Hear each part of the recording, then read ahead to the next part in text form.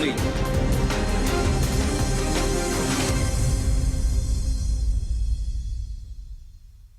Ya, kita masih kembali dalam dialog jurus Jokowi dalam berantas korupsi. Pak Haryono, setelah strategi, kemudian langkah-langkah teknis, apalagi yang paling mungkin bisa dilakukan untuk saat ini? Jadi bagaimana kan kita menginginkan ada efek jerah ya.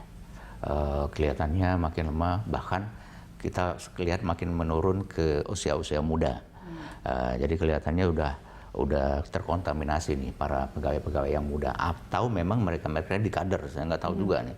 Khawatirnya dia di kader kan, yang pemain tetap yang di sini-sini nih, yang di mbah-mbahnya ini kan. Nah, jadi artinya untuk menimbulkan efek jerah tersebut harus kerjasama. Pertama, penyelidiknya harus betul-betul kuat di dalam menentukan kasus itu apa. Karena seringkali begini Mbak, contohnya kasus yang terkait dengan dana YPPI dulu yang ada di BI gitu ya. Kerugian negaranya udah jelas, uang keluar dari negara itu 100 miliar. Tapi kemudian diputus di pengadilan, yang uang yang harus dikembalikan kurang dari 10 miliar. Jadi yang 90 lebih miliar itu kemana uang itu? Kemana Pak? Nggak jelas, nggak bisa ditarik oleh negara. Karena itu tadi, si auditornya tidak mampu menunjukkan aliran dana itu kemana. Hakim kan butuh keyakinan dari kemana saja. Nah, jadi kompetensi si penyelidik juga harus ditingkatkan. Auditornya harus ditingkatkan, itu yang pertama.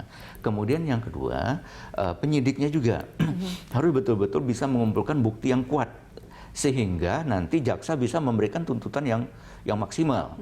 Nah, dengan adanya bukti-bukti yang sangat kuat yang dari penyidik, yang jangan hanya 2 alat bukti, tapi minimal 3 bahkan 4 alat bukti, sehingga betul-betul bisa dibuktikan dia bersalah. Nah, dengan adanya yang demikian itu, maka penuntut umum, jaksa akan dengan mudahnya memberikan tuntutan yang maksimal, apakah 20 tahun, kemudian dengan penarikan uang-uang yang sudah jelas tadi itu tadi. Kan kita lihat kadang-kadang hukuman badannya oke, tapi uang yang dikembalikan umpamanya denda hanya 200 juta, kemudian uang pengganti hanya 1 miliar, padahal yang dia korupsi 100 miliar. Nah, itu yang terjadi. Itu kan menimbulkan semangat, mending saya korupsi gitu kan ya. Nah, kemudian ya Mbak, pernah juga ada loh survei kepada anak-anak sekolah, anak-anak SD. Kalian mau cita-citanya jadi apa? Jadi koruptor, dia bilang.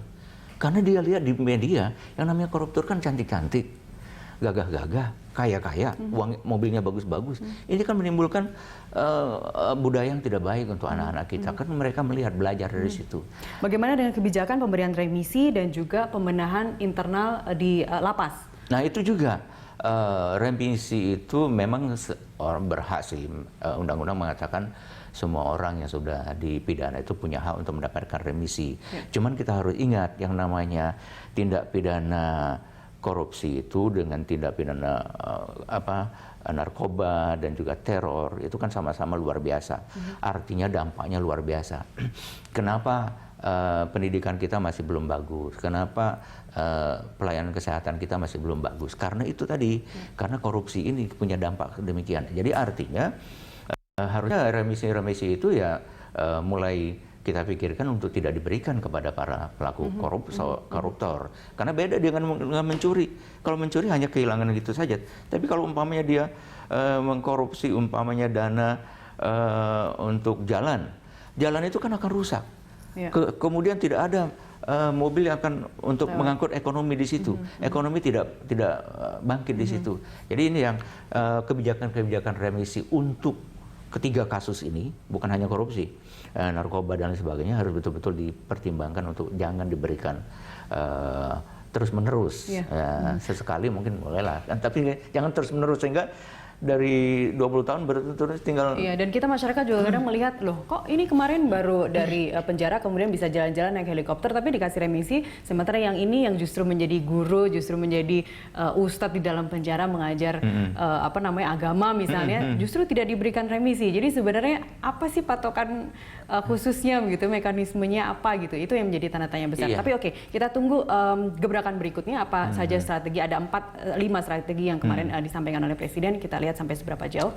Terima kasih Pak Haryono untuk waktunya.